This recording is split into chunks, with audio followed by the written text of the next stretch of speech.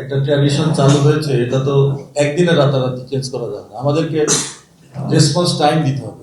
এবং দেখেন, আপনাদের এই যখন কোনো ঘটনা ঘটে, আপনারা এসে এমন ভাবে প্রশ্ন করা বা মনে হচ্ছে যে এখনই আপনি যে ঘটনা ঘটছে এটা বিচার শেষ করতে হবে, উদ্ঘাটন করতে হবে। আপনি দেখেন এমন এমন মার্ডার আছে যেটা উদ্ঘাটন করতে 20-25 বছরও লেগে যায়। তো আপনারা এমন ভাবে প্রেশার করবেন না যেটা পুলিশের উপর একটা মেন্টাল প্রেশার তৈরি যায়, এবং ওরা তড়িঘড়ি করে দেখা যায় যেটাই পায় একটা স্বীকারোক্তি দিয়ে আমাদের দেশে কিন্তু এটা একটা মিসগাইডিং মেসেজ যায়। তার প্রমাণ আপনারা দেখেছেন জজ মেয়ে নাটক।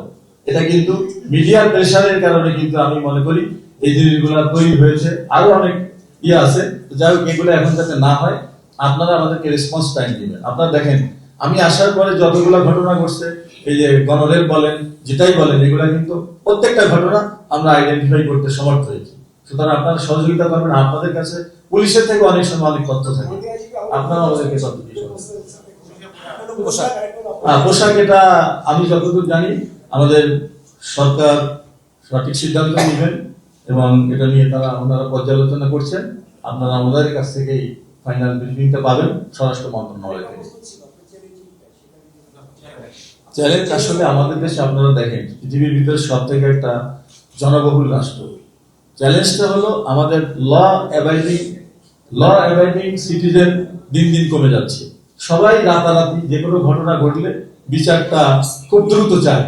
কিন্তু আপনারা দেখেন আমাদের যে জুডিশিয়াল সিস্টেম বা আমাদের যে পুলিশিং সিস্টেম, একটা ঘটনা ঘটলে এটা তো প্রক্রিয়া আছে, তদন্ত সুযোগ দিতে হবে।